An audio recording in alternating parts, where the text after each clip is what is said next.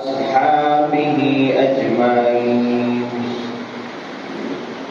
أما بعد فأعوذ بالله من الشيطان الرجيم. بسم الله الرحمن الرحيم. قال الله تبارك وتعالى في الكلام المجيد والفرقان الحميد: ولا تحسبن الذين قتلوا في سبيل الله أمواتا بل أحياء ولكن لا تشعرون. وفي مقام آخر: الذين استجابوا لله والرسول من بعد ما أصابهم القرح للذين اتقوا منهم وأحسنوا منهم لهم أجر عظيم. صدق الله مولانا العظيم وصدق رسوله النبي الكريم الأمين، ونحن على ذلك من الشاهدين والشاكرين، والحمد لله رب العالمين. وقال الله تبارك وتعالى في شأن حبيبه مخبرا وآمرا: إن الله وملائكته يصلون على النبي يا أيها الذين آمنوا صلوا عليه وسلموا تسلیما. بآواز بلند محبت کے ساتھ درود و سلام کا نذرانہ پیش کیجیے. صلاۃ والسلام علیک یا سیدی یا رسول اللہ وعلی آلک واصحابک یا سیدی یا نبی اللہ. صلاۃ والسلام علیک یا سیدی یا رسول اللہ وعلی آلک واصحابک یا سیدی یا رحمۃ للعالمین. اللہ رب العزت کی حمد و ثنا اور حضور سرور انبیاء صلی اللہ علیہ وسلم آپ کی ذات مقدسہ پر درود و سلام کا نذرانہ پیش کرنے کے بعد نہایت واجب الاحترام معزز سامعین ذکر شام،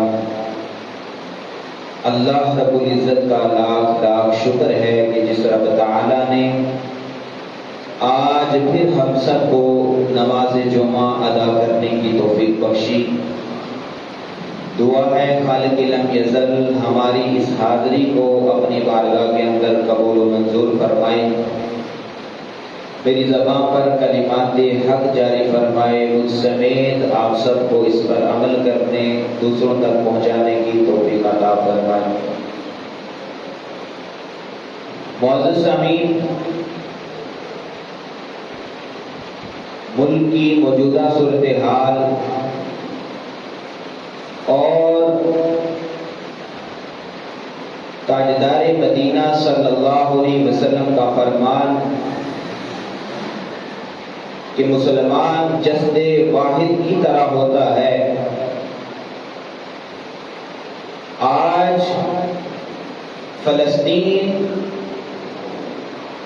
اور غزہ، یمن اور دیگر جو ممالک جن پر ظلم و ستم ہو رہا ہے،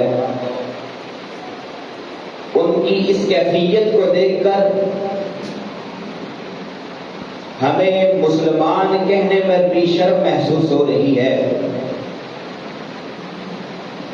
کہ جتنی بھی کفار قوتیں ہیں، جتنے بھی کفر کے پجاری ہیں، شیطان کے پجاری ہیں، وہ سب تو ایک جگہ متفق ہو کر، وہ سارے تو اکٹھے ہو کر مل کر اتفاق کے ساتھ مسلمانوں پر ظلم و ستم کر رہے ہیں، حملے کر رہے ہیں اور مسلمانوں کے خون کی ندیاں بہا رہے ہیں. مسلمانوں کے خون کی ہولی کھیل رہے ہیں، اور شرم آ رہی ہے ان تمام اسلامی ممالک پر کہ جو تمام کے تمام تماشائی بنے ہوئے ہیں اور اس منظر کو دیکھ رہے ہیں، اور ان کی زبان بھی اس معاملے میں ہل نہیں رہی ہے۔ ایسا کیا معاملہ ہے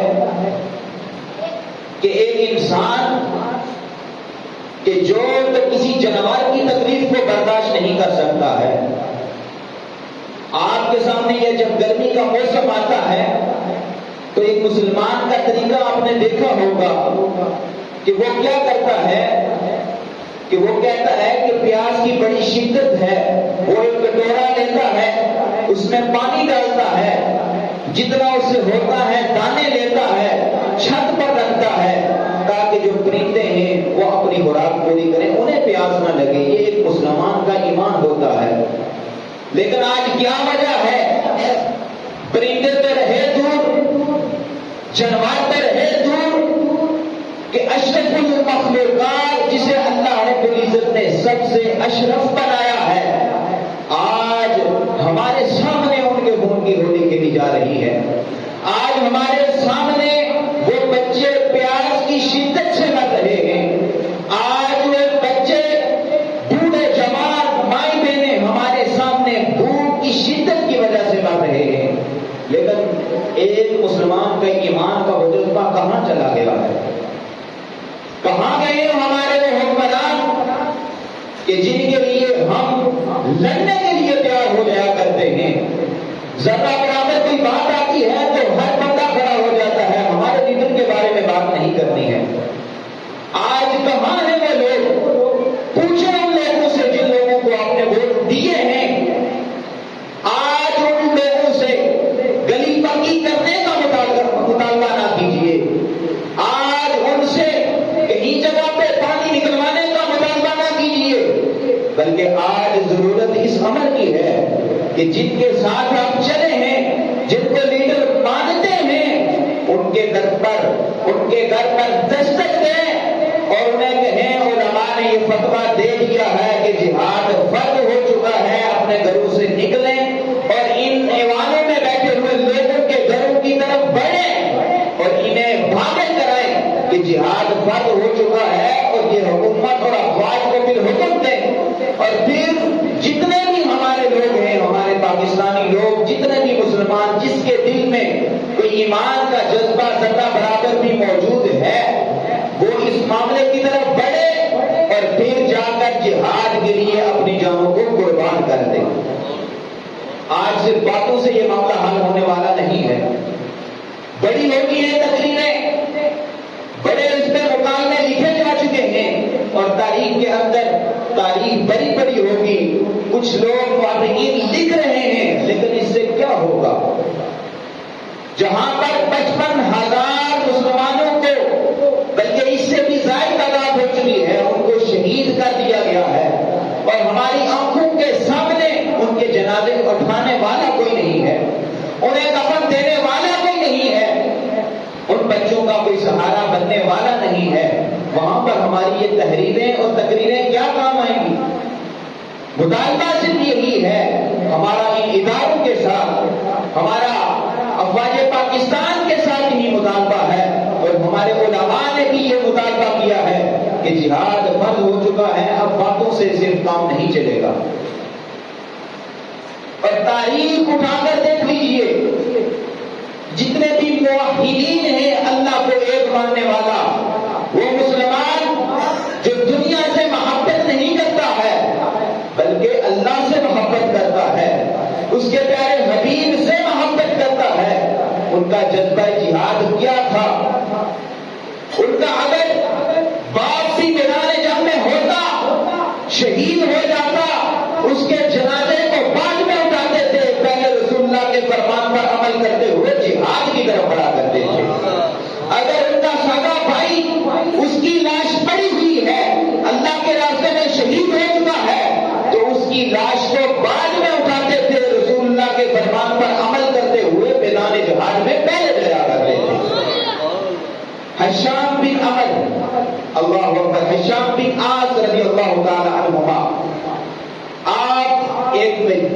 کے اندر، اور عموماً یہ جنگ یمین تھی کہ جس میں ہوا کیا معاملہ کہ حشام بن عاص جب جنگ بندی ہوئی ہے، جنگ کے لیے تیاری کی گئی، مسلمانوں کو تیار کیا گیا، تو پھر جذبہ جہاد دیکھیے، جہاد کا جذبہ دیکھیے، اللہ کے ساتھ محبت دیکھیے۔ مسلمان تو کبھی بھی شہید ہونے سے گھبراتا نہیں ہے، بلکہ بڑھ چڑھ کر اپنی جان کو اللہ کے سپرد کرتا ہے۔ اسے پتا تو ہوتا ہے مرنا تو ویسے بھی ہے، تو کیوں نہ ایسی موت مر لی جائے جس کے بارے میں اللہ فرماتا ہے وَلَا تَحْسَبَنَّ الَّذِينَ قُتِلُوا فِي سَبِيلِ اللَّهِ أَمْوَاتًا، کہ جو اللہ کے راستے میں شہید ہو جائیں انہیں تم مردہ گمان بھی نہ کرنا، مردہ گمان بھی نہ کرنا، وہ تو اس موت کو قبول کرتا ہے۔ حشام بن عاص جب بندی ہوئی، آپ نے جب گھوڑے تیار کیے گئے، ابھی صحابہ کرام تیاری میں تھے کہ آپ سب سے پہلے بڑھ چڑھ کر آگے نکل جاتے ہیں اور کفار کی صفوں میں گھس جاتے ہیں، جذبہ جہاد لے کر اور اپنی جان کو سپرد خدا کرتے ہوئے جہاد میں چلے جاتے ہیں، میدان میں داخل ہو جاتے ہیں۔ کچھ دیر بعد پتہ چلتا ہے کہ حشام بن عاص آپ شہید کر دیے گئے ہیں، کفار نے آپ کو شہید کر دیا ہے۔ اسی جنگ میں آپ کے بھائی عمر بن عاص بھی وہاں پر موجود تھے۔ وہاں پر صحابہ کرام نے آپ سے مشورہ کیا کہ یہ حشام بن عاص کا جسم مبارک پڑا ہوا ہے، شہید ہو چکے ہیں، پہلے ہم اس کو اٹھا کر لے آتے ہیں اور نماز جنازہ ادا کرتے ہیں اور ان کی تدفین کرتے ہیں، اس کے بعد کہا کہ پھر ہم دوسری جنگ بندی کریں گے، پھر ہم شامل ہوں گے۔ اللہ اکبر! بتانا کیا چاہتا تھا آپ کو کہ جنگ کے اندر اگر کسی کا سگا بھائی بھی شہید ہو جاتا تھا تو پھر دوسرے بھائی کا عمل کیا ہوتا تھا؟ آج ہمارا حال کیا ہوتا ہے؟ جہاد کی بات آ جائے تو ہم گھبرا جاتے ہیں، ڈر جاتے ہیں۔ دیکھیے ان کا جذبہ کیا تھا، جب صحابہ نے یہ کہا کہ پہلے ان کو دفنا دیا جائے تو عمر بن عاص جو آپ کے بھائی تھے، آپ کہنے لگے کہ ان کو دفنانا تو بعد کی بات ہے، پہلے جو رسول اللہ نے کہا ہے اس پر عمل کرتے ہوئے میدان میں آ جاؤ۔ کہا کہ ان کو دفنانا بعد میں ہے، پہلے جو رسول اللہ صلی اللہ علیہ وسلم کا فرمان ہے اس پر عمل کریں، جہاد کے لیے نکلیں۔ اللہ اکبر! اب جس جگہ پر آپ کی جسم مبارک، آپ کا جسم مبارک پڑا ہوا تھا، مورخین نے لکھا کہ وہاں جگہ ہی اتنی تھی کہ گھوڑا گزر کر جاتا تھا اور کوئی راستہ نہیں تھا، تو کیا ہوا کہ سب سے پہلے ان کے جسم مبارک کے اوپر سے جس نے گھوڑا گزارا وہ حشام بن عاص کے بھائی عمر بن عاص نے سب سے پہلے آپ کے لاش مبارک سے گھوڑا گزار کر میدان جہاد میں شامل ہوئے۔ پھر صحابہ کرام کو کہا کہ اپنے گھوڑے لے آؤ، پھر تمام صحابہ کرام اسی راستے سے گئے، تو پھر دیکھیں جسم مبارک کے اوپر سے جب گھوڑا گزرتا ہے تو جسم کی کیا کیفیت ہو جاتی ہے، جسم کی کیا حالت ہوئی ہوگی۔ اور نے لکھا کہ وہ ہڈیاں ہوں گی، چورا چورا ہوگی، تمام جسم چورا چورا ہو گیا۔ پھر جب جنگ مکمل ہوئی اس کے بعد عمر بن عاص واپس آتے ہیں اور اپنے بھائی کا جو جسم تھا جو ٹکڑے ٹکڑے ہو چکا تھا اس تمام جسم کو اٹھا کر پھر اس کو دفنانے کی طرف جاتے ہیں۔ یہ تھا ان صحابہ کرام کا جذبہ جہاد۔ آج ہمارے اندر سے اس تمام چیز کو نکال دیا گیا ہے۔ آج ہمارے سامنے حضور صلی اللہ علیہ وسلم کی پیاری سنتوں کو، جس میں حضور صلی اللہ علیہ وسلم اپنے ہر ساتھی کے ساتھ شفقت کیا کرتے تھے، ہر ساتھی کے ساتھ مسکرا کر پیش آیا کرتے تھے، ان تمام کو تو بیان کیا گیا، لیکن افسوس ہے کہ ہمارے آقا جانے کا انعام صلی اللہ علیہ وسلم جب دشمن کے سامنے جاتے تھے، جب کوئی آقا علیہ الصلوۃ والسلام کے سامنے اللہ کا انکار کرنے والا اور اسلام دشمن آپ کے سامنے آتا تھا، پھر حضور کی کیا کیفیت ہوتی تھی۔ سنیے، اللہ اکبر! حضور جانے کا انعام صلی اللہ علیہ وسلم کے بارے میں یہ روایت موجود ہے، کان رسول اللہ صلی اللہ علیہ وسلم تحقا لاولیائہ۔ تحقا اس کا معنی ہوتا ہے مسکرانا۔ وہ فرمایا گیا کہ حضور جب اپنے ساتھیوں میں موجود ہوا کرتے تھے. قال رسول اللہ صلی اللہ علیہ وسلم ضحوکا لاولیائہ، جب اپنے ساتھیوں کو دیکھتے جو اسلام سے محبت کرنے والے ہوتے، دین سے محبت کرنے والے ہوتے، جب حضور صلی اللہ علیہ وسلم ان کے ساتھ ملتے، آپ کا طریقہ مبارک کیا ہوتا تھا؟ چہرے پر مسکراہٹ آ جایا کرتی تھی. حضور صلی اللہ علیہ وسلم مسکرا کر ان سے ملا کرتے تھے، ان کے ساتھ ہاتھ بوسا کرتے تھے. اسی طرح حضور صلی اللہ علیہ وسلم کی یہ پیاری سنت تھی. لیکن یہ آج تک ہم نے سنا ہے، لیکن جو اگلا جملہ آتا ہے کاش کہ اس پر بھی عمل کیا ہوتا تو آج فلسطین کے مسلمانوں کا یہ حال نہ ہوتا. آج ہمارے سامنے مسلمان اس طرح رو رو کر اپنی جانوں کو قربان کر کے یہ گلہ شکوہ نہ کر رہے ہوتے کہ ہم نے آپ کا بڑا انتظار کیا ہے. اور پھر جاتے ہوئے ان کی زبانوں پر اللہ اکبر یہ جملے جب سنے جاتے ہیں تو یقین کریں پاؤں کے نیچے سے زمین نکل جاتی ہے کہ وہ رو رو کر یہ التجا کر رہے ہوتے ہیں، یا رسول اللہ، یا حبیب اللہ، یہ جتنے بھی مسلمان جو ہمارا تماشا دیکھتے رہے، کل بروز محشر ان کی شفاعت نہ کرنا. ہمیں ایک شفاعت کا تو آسرا تھا کہ حضور صلی اللہ علیہ وسلم ہماری شفاعت کرتے ہیں، کریں گے، لیکن یہ مسلمان رو رو کر التجا کر رہے ہیں، یا رسول اللہ، یا حبیب اللہ. یہ ہمارا تماشا دیکھتے رہے ہیں، ہمارے سامنے ہمارے بچوں کو ذبح کیا جا رہا تھا، یہ تماشا دیکھتے رہے. ہماری آنکھوں کے سامنے ہمارے بوڑھے باپوں کو قتل کیا جاتا رہا، یہ تماشا دیکھتے رہے. بوڑھے باپ رو رو کر التجا کر رہے ہیں کہ ہمارے سامنے ہمارے معصوم بچوں کو قتل کیا جاتا رہا، یہ مسلمان تماشا دیکھتے رہے. یا رسول اللہ، یا حبیب اللہ، کل بروز محشر ان کی شفاعت نہ کرنا تو کیا ہوگا؟ کیا جواب دیں گے وہاں پر جا کر؟ آج میرا سوال ہے، ہمارے جو حکمران ہیں، ہمارے وہ طبقے کے اس طبقے کے لوگ جن کے پاس یہ تمام چیزیں موجود ہیں کہ وہ حملہ کر سکتے ہیں، وہ جہاد کا حکم دے سکتے ہیں. جہاد کا فتویٰ تو علماء کا ڈیوٹی تھی، علماء فتویٰ ہی دے سکتے تھے، فتویٰ دیا ہے. اب جو عمل کرنا ہے سب سے پہلے آپ نے ہی تو نکلنا ہے.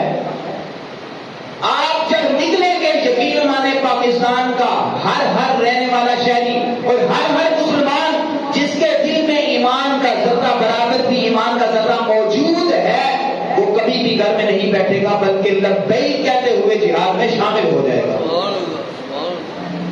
آج ان مسلمانوں کا حال دیکھ کر ہمارا ایمان دیکھیں کتنا کمزور ہو چکا ہے. وہ رو رو کر یہی التجا کر رہے ہیں کہ یا رسول اللہ، یا حبیب اللہ، ان کی شفاعت نہ کرنا. ہمارا حال کیا ہوگا کہ جب اس وقت ہم پیش ہوں گے حضور صلی اللہ علیہ وسلم کے سامنے اور پھر وہ ہماری شکایت لگا رہے ہوں گے، ہم کیا جواب دیں گے؟ ان تمام اداروں کے ساتھ آپ کا حق یہ بنتا ہے، آپ کا جو کام ہے آپ اتنا تو کر سکتے ہیں.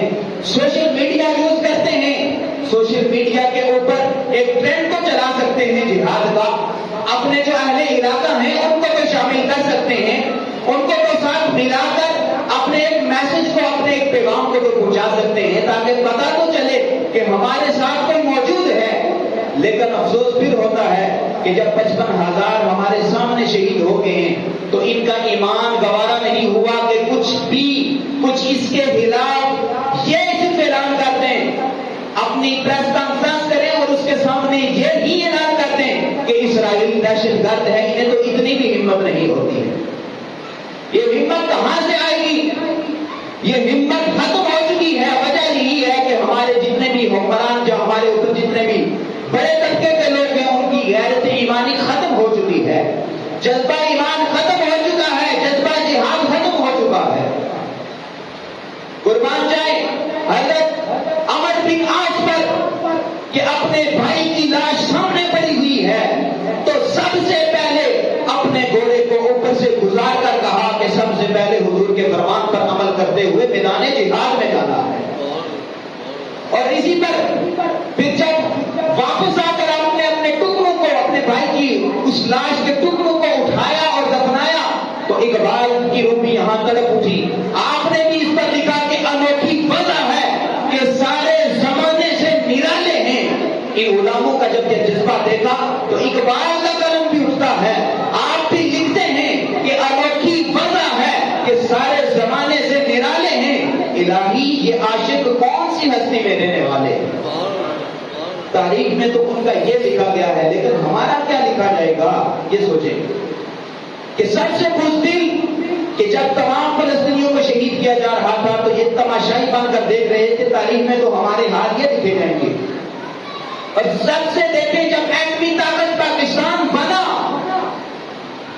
تو سب سے پہلے جس ملک نے خوشی بنائی تھی فلسطین تھا، جس نے سب سے پہلے خوشی بنائی تھی کہ آج پاکستان ایٹمی طاقت بن گیا ہے، آج کے بعد ہمیں کوئی اس طرح کی، یہ تو ظاہری اسباب ہے، حقیقی جس پر ہمارا عقیدہ ہے وہ اللہ کی ذات ہے، لیکن ظاہری اسباب میں سے یہ ایٹمی طاقت پاکستان جب بنا انہوں نے خوشی بنائی کہ اب ہمیں چلے کوئی ظاہری سبب تو نظر آیا کہ ہم حفاظت میں تو ہیں، لیکن جب اتنے شہید ہو چکے ہیں اب ان کی تمام امیدیں ٹوٹ چکی ہیں، تمام امیدیں ختم کر کے بیٹھے ہوئے ہیں۔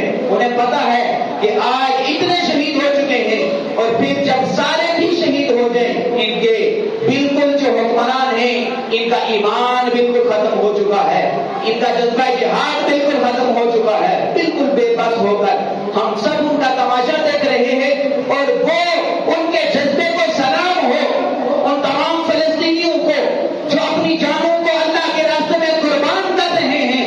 ادھر تو ہم تماشائی بن کر، ہمارے حکمران، ہماری افواج پاکستان تماشائی بن کر دیکھ رہی ہیں، لیکن وہ ادھر جب ان کے سامنے میزائل آتا ہے، جب اسرائیلی میزائل آتا ہے، اپنے سینے کو چوڑا کر کے سامنے آ جاتے ہیں اور شہادت کو قبول کر کے جنت میں اپنی جگہ بنا لیتے ہیں۔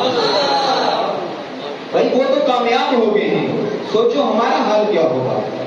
وہ تو کامیاب ہو چکے ہیں، لیکن ہمارا آنے والا جو مستقبل ہے، آنے والا وقت ہے، وہ کیا ہوگا؟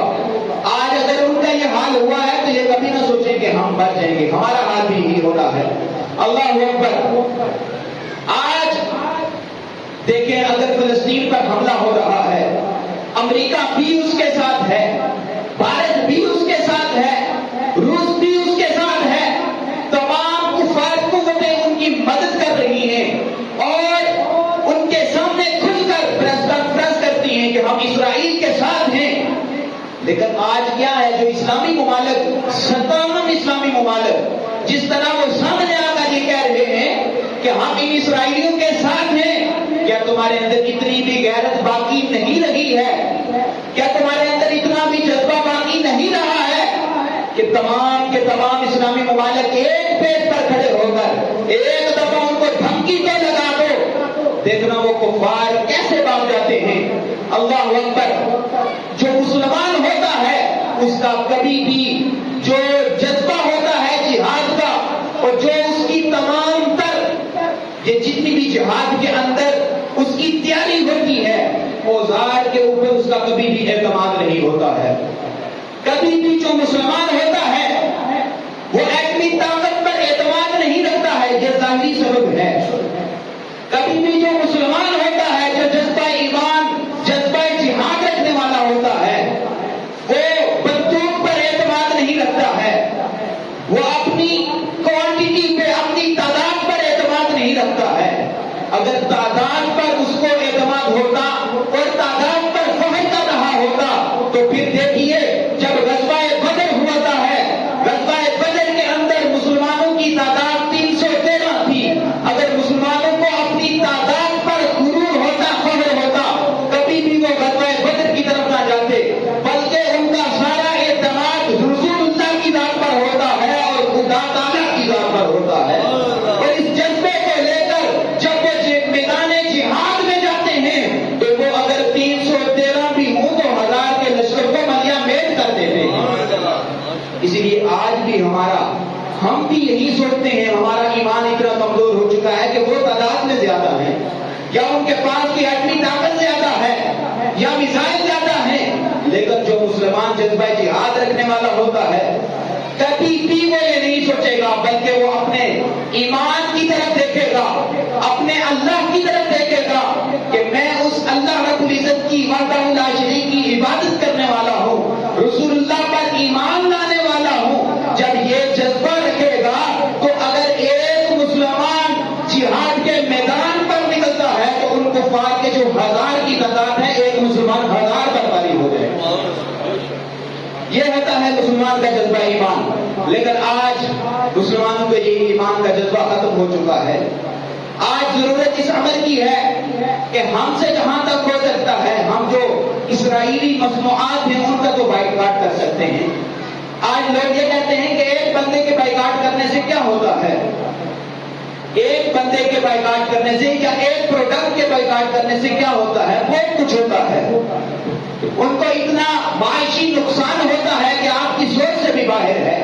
یہ جتنی بھی پروڈکٹ ہیں، اور ایک میں تحریر پڑھ رہا تھا، انسان کے اٹھنے سے لے کر انسان جب جاگتا ہے، رات کو جس ہوا میں سوتا ہے اے سی کی ہوا میں، وہ اے سی بھی اکثر طور پر ان اسرائیلی کمپنی کا ہوتا ہے۔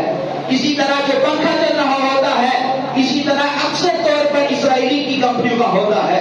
انسان جو ٹوتھ پیسٹ یوز کرتا ہے، اسی طرح دیکھتے ہیں انسان جاگتا ہے سب سے پہلے برش کرتا ہے، جو ٹوتھ پیسٹ یوز کرتا ہے اکثر طور پر وہ اسرائیلیوں کا ہوتا ہے۔ اسی طرح انسان اس کے بعد دفتر کے لیے جاتا ہے، جو برانڈ کپڑے پہنتا ہے، جو برانڈ جوتا پہنتا ہے اکثر طور پر وہ اسرائیلیوں کا ہوتا ہے۔ اسی طرح جس گاڑی میں سفر کرتا ہے اور بڑا فخر کرتا ہے، اس گاڑی میں بھی اکثر طور پر میں نے دیکھا ہے وہ انہوں نے مینشن کیا ہوا ہوتا ہے کہ پوری انسانی زندگی کا جو سفر ہے، انسان کے جاگنے سے لے کر انسان کے سونے تک گاڑی میں بیٹھتا ہے، وہ گاڑی بھی اسرائیل کمپنی کی ہے۔ اس گاڑی میں جو اے سی چلاتا ہے وہ بھی اس کا ہے۔ پھر جا کر دفتر میں جاتا ہے، دفتر میں بیٹھتا ہے، اور جہاں کہیں جتنی بھی یہ ضروریات زندگی کی چیزیں ہیں، پتا چلا کہ ایک انسان آج وہ اسرائیل اتنا طاقتور کیسے ہو گیا، تو پتا چلتا ہے کہ ایک انسان کی پوری زندگی کا جو سرکٹ ہے وہ تمام کا تمام ہم اسرائیلی مصنوعات کو فروغ دے رہے ہیں۔ تو جب اگر ہم ان تمام چیزوں کا بائیکاٹ کر دیں گے تو ان کا کتنا نقصان ہوگا، بلین ٹریلین کے حساب سے ان کا نقصان ہو چکا ہے۔ اس کے بعد اب دوبارہ یہ کمپین شروع ہو چکی ہے۔ آپ اگر وہاں پر جا کر میدان میں جہاد کرتے ہوں گے، ابھی تو پاکستان بارڈر کھولے گی تو ہم جا سکتے ہیں، اس کے علاوہ تو ہمارے جانے کی کوئی صورت ہی نہیں ہے۔ اگر پہلے تو یہ دل میں جذبہ جہاد رکھیں، رسول اللہ صلی اللہ علیہ وسلم کا فرمان نشان ہے، اگر کوئی بندہ جہاد کے جذبے کے بغیر مر جاتا ہے، شہادت کی موت کے جذبے کے بغیر مر جاتا ہے، تو حدیث کا مفہوم ہے وہ بندہ منافقت کی موت مرتا ہے، نفاق کے ایک حصے کو لے کر مرتا ہے۔ تو سب سے پہلے تو آپ کے دل میں جذبہ جہاد ہونا چاہیے، اور جو شہادت کی موت ہے اس کا جذبہ ہونا چاہیے کہ میں نے اللہ کے راستے میں شہید ہونا ہے۔ اب اگر اعلان جہاد ہوتا ہے، بارڈر کھلتے ہیں، تو آپ نے تیار ہونا ہے، اور صرف خود تیار نہیں ہونا ہے۔ قرآن مجید کی آیت مبارکہ ہم کس سے محبت کرتے ہیں؟ ہم اپنی اولاد سے محبت کرتے ہیں، ہم اپنے مال سے محبت کرتے ہیں، ہم اپنے والدین سے محبت کرتے ہیں، بھائیوں سے محبت کرتے ہیں، جو تجارت کا مال ہوتا ہے اس سے محبت کرتے ہیں، جس گھر میں رہتے ہیں اس گھر میں رہنا ہمارے لیے محبوب ہوتا ہے۔ اٹھائیے قرآن مجید، قرآن مجید فرماتا ہے قل ان کان آباؤکم وابناؤکم واخوانکم وازواجکم وعشیرتکم واموال اقترفتموها وتجارة تخشون کسادها ومساکن ترضونها احب الیکم من اللہ ورسولہ وجہاد فی سبیلہ فتربصوا حتی یأتی اللہ بامرہ واللہ لا یہدی القوم الفاسقین۔ اللہ اس آیت میں واضح طور پر اعلان کر رہا ہے کہ اگر تمہیں اپنے والدین سے زیادہ محبت ہے، رسول اللہ سے بڑھ کر اگر تمہیں اپنے بیٹوں سے محبت ہے، رسول اللہ سے بڑھ کر اگر تمہیں اپنی بیویوں سے محبت ہے، رسول اللہ سے بڑھ کر اگر تمہیں تجارت کے مال سے محبت ہے، رسول اللہ سے بڑھ کر اگر تمہیں جن گھروں میں رہتے ہو ان گھروں سے محبت ہے، رسول اللہ سے بڑھ کر اور اللہ تعالیٰ سے بڑھ کر اور جہاد فی سبیلی، اللہ کے راستے میں جہاد کرنے سے اگر تمہیں یہ سب سے زیادہ چیزیں محبوب ہیں، تو اللہ فرماتا ہے فتربصوا، انتظار کرو، فتربصوا، انتظار کرو۔ فرمایا واللہ لا یہدی القوم الفاسقین، اللہ جو نافرمان قوم ہے اس کو کبھی ہدایت دینے والا نہیں ہے۔ یہاں واضح طور پر اللہ نے جتنے بھی یہ محبوب رشتے ہیں جنہیں ہمیں سب سے زیادہ محبت ہوتی ہے ان کو واضح کر دیا کہ اگر ان تمام رشتوں سے تمہیں اللہ اور اس کے رسول اور اس کے راستے میں جہاد کرنے سے زیادہ محبوب ہیں، تو فرمایا اللہ کے حکم کا انتظار کرو۔ اب دیکھ لیجئے کچھ دن پہلے اسلام آباد کے اندر کیا حالت ہوئی ہے، وہاں پر جو یادہ باری ہوئی ہے اس کے نتیجے میں کیا کچھ ہوا ہے۔ یہ تو اشارہ ہوتا ہے مسلمان کو سمجھنے کا، سمجھنے کا، لیکن ہم اس کو بھی اپنے اوپر سے گزار دیتے۔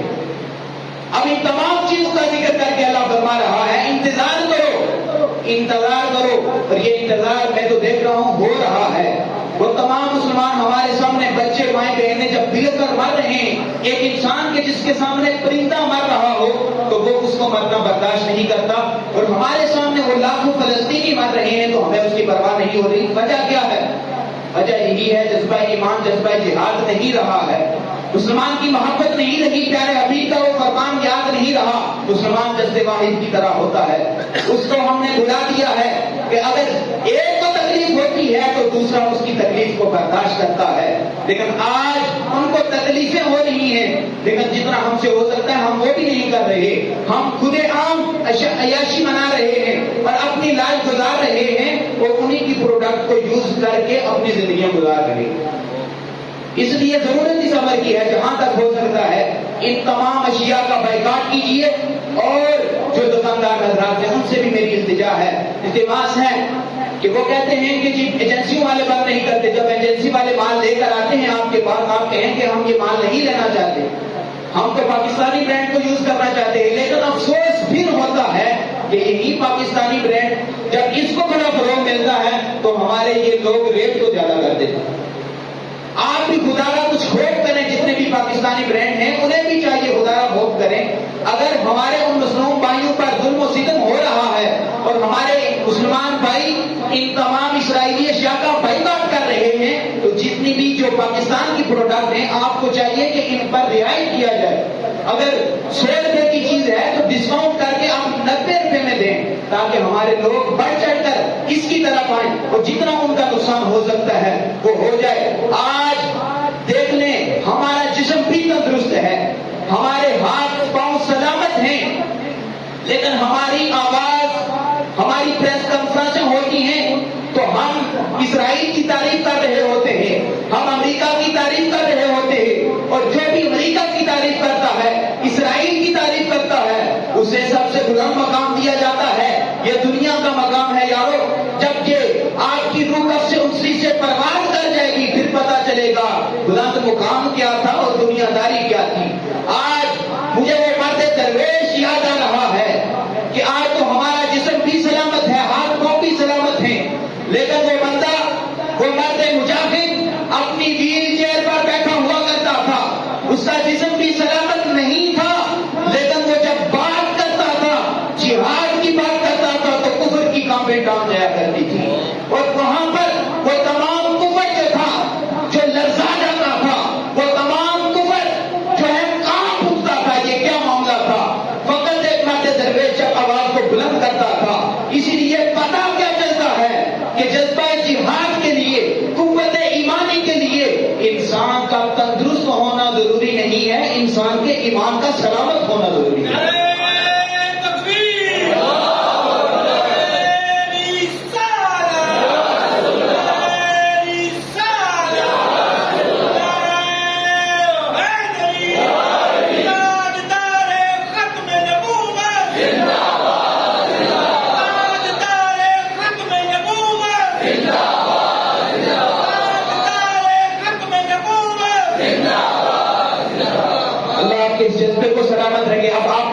یہ سوشل میڈیا پر بھی ریکارڈ ہو رہا ہے، اتنی بلند آواز سے نعرے کو لگانا ہے کہ حضرت عباس جب وہ نعرہ لگایا کرتے تھے تو جتنی بھی کفار قوتیں تھی، جتنے بھی کافر تھے، اسلام دشمن تھے، ان کی عورتوں کو اگر حمل ہوتا تھا تو حضرت عباس جب نعرہ لگاتے تھے تو ان کفار کی عورتوں کے حمل ضائع ہو جایا کرتے تھے۔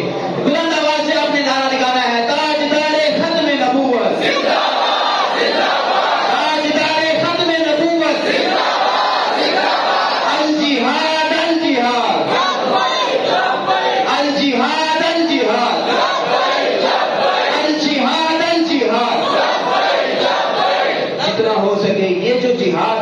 دیکھیں آپ جو ان کی پروڈکٹ کا بائیکاٹ کر رہے ہیں، یہ بھی جہاد ہے۔ جتنا آپ سے ہو سکتا ہے اتنا جہاد کریں. آج اکثر لوگ یہ کہتے ہیں کہ جس سوشل میڈیا جو یوز کرتے ہیں یہ بھی ان کا ہے، تو ہم یہ سوشل میڈیا پہ ان کی تعریف تھوڑی کر رہے ہیں، بلکہ انہی کی جو اپلیکیشن ہے، انہی کی جو پروڈکٹ بنی ہوئی ہے، انہی کے خلاف استعمال کر رہے ہیں. اور یہ سر عام ہم پھیلا رہے ہیں. اگر ہمارا اکاؤنٹ بین ہوتا ہے تو ہو جائے، اس اکاؤنٹ بین ہونے سے ہمارا کیا جاتا ہے؟ ہمارا پیغام جائے گا. اور یہ نہ سوچیں کہ فقط سوشل میڈیا کے ذریعے جاتا ہے، بلکہ ایک مسلمان جب یہاں سے پکارتا ہے حضور سنتے بھی ہیں، جواب بھی دیتے ہیں. آپ کا تو عقیدہ یہ ہونا چاہیے، دنیا کو نہیں دکھانا بلکہ مصطفیٰ جانے کائنات کو بتانا ہے. تو ہمارا عقیدہ تو حضور جانے کائنات کے بارے میں یہ ہے کہ ہم یہاں پڑھتے ہیں، سرکار سنتے بھی ہیں، جواب بھی دیتے ہیں.